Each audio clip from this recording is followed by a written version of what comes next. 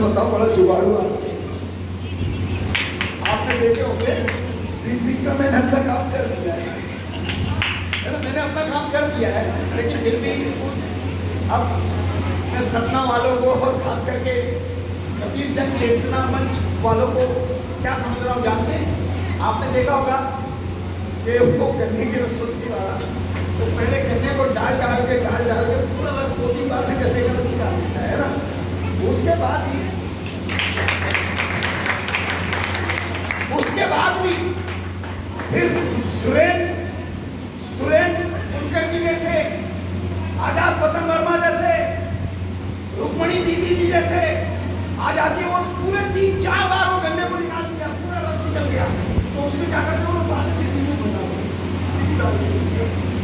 अच्छा वो नींबू वाले को भी 2 बार चला दो, उसके बाद फिर धनिया, फिर अदरक, यानी इतना तेल निचोड़ डाले लोग, इतनी गर्मी पूरा सब पूरा सुना दिया। उसके बाद भी समझ लो पूरी याद है ना। और मिजाज ही ना शायर सर, लेकिन आप लोगों के सम्मान में आप लोगों ने जितना सम्मान किया ना भैया, सही बता रहा मैं 4 पंक्ति में अगर आप लोग अपने भजन को समझ सकते हो, दीदी आप लोग, रुक्मणी दीदी आप लोग अपने भजन को अगर मैडम समझ सकती है तो ये 4 पंक्ति समझ जाएगी। शब्द की पालकी है आप लोग, हृदय में यथोचित सम्मान कौन रखता है? ये हृदय में यथोचित सम्मान कौन रखता है? अरे ये सम्मान कौन रखता है? ये सम्मान कौन रखता है? मैं नमन करता हूँ आप सबके दोस्तों, वरना कवियों का इतना ध्यान कौन रखता है? क्या बात? मेरा तो दूसरा मिजाज है भैया, जुबान शीरी अगर हो तो बेनाशानी निकल आए। उर्दू जबान है, मैं हिंदी में कहूँगा, आपको सुना रहा हूँ कि जुबान शीरी शक्कर जबान, अगर आपकी शक्कर जबान है तो हृदय से आनंद निकल जाएगा, लुत्फ यानी आनंद हृदय का। जुबान शीरी अगर हो तो ये लुत्फे नाशानी निकल आए। अधू के सीने पर भी, अधू यानी खून कसाई, अधू के सीने पर भी मेहरबानी निकल आए।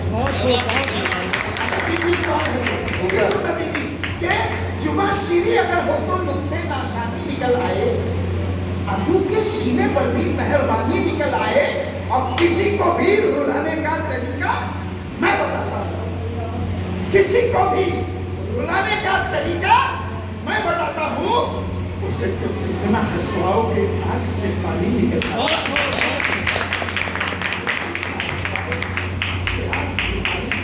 ऐसी वाणी बोली है मनता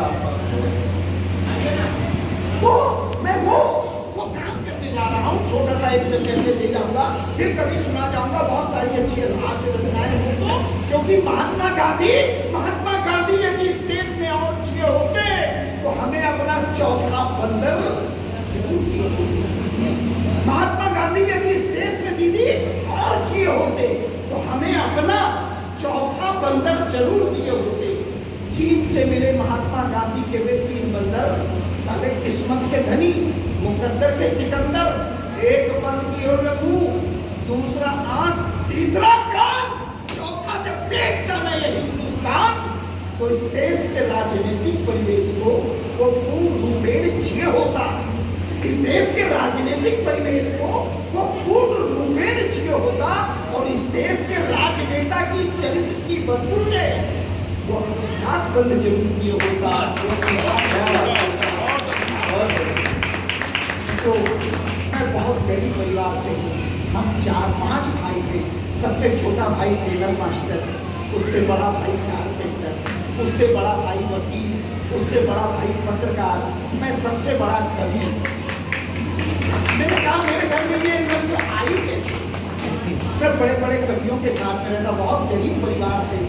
फिर आजाद वतन वर्मा ये जो मैं बताया, मुझे तो याद आता, सुरेश उनकर जी बोलने लगे, बोले सफर जी एक काम क्यों नहीं करते, सवेरे इतने बाबा लोग तो टीवी पे आते हैं, किसी से भी कोई चाय वाला, किसी से भी कोई टोटका सीख लो, आपके घर में एक नेता पैदा कर लो, आपकी वाट लग जाएगी। तो मैं उन बाबाओं से कुछ टोटके सीखने गया। मुझे तो याद आता है रुक्मणी दीदी एक बार में कृपा बरसती है नरेला बाबा के पास पहुंच गया।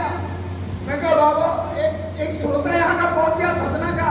बोले बाबा जी बीवी बन गई है, खेती बाड़ी सूख रही है, कोरोना से पूरा धंधा चौपट हो गया है, क्या करूं? बोले बेटे वहाँ कबीरपंथी ने कवि सम्मेलन कराया था, उसमें तू कवि सम्मेलन सुनने गया था? बोले हाँ बाबा गया था। बोले सफर जोधपुरी कवि सुना रहा था, तो सुना था? बोले हाँ बाबा सुना था। बोले उसकी कविताओं में तुमने ताली बजाया था? बोले नहीं बाबा। बोले कृपा वही अटकी है। ऐसे ऐसे बाबा लोगों से टोट के सीखा।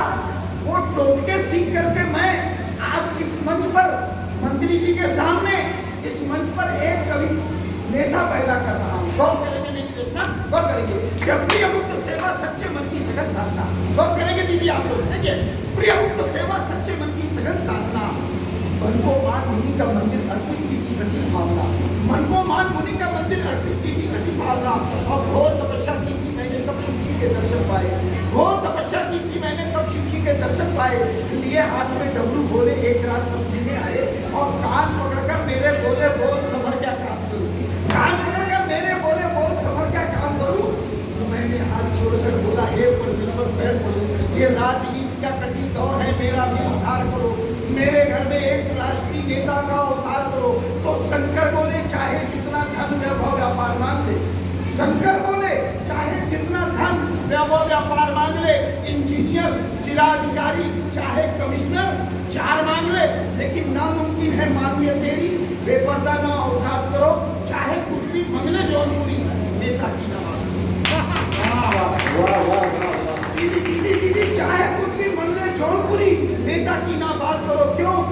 क्योंकि ये उल्टी सीधी चीज मांगकर, ये उल्टी सीधी चीज मांगकर इष्ट देव को सता नहीं।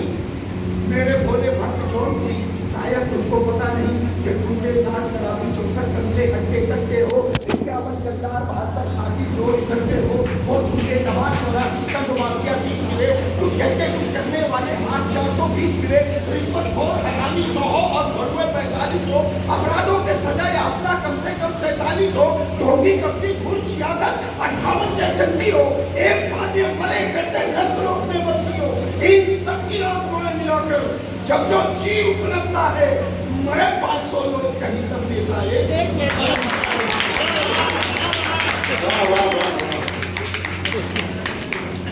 फिर इसके बाद नेक्स्ट टाइम आप लोगों को बहुत देर से लगे तो चलाना है, इस सितारों को अपने महफूज रखो।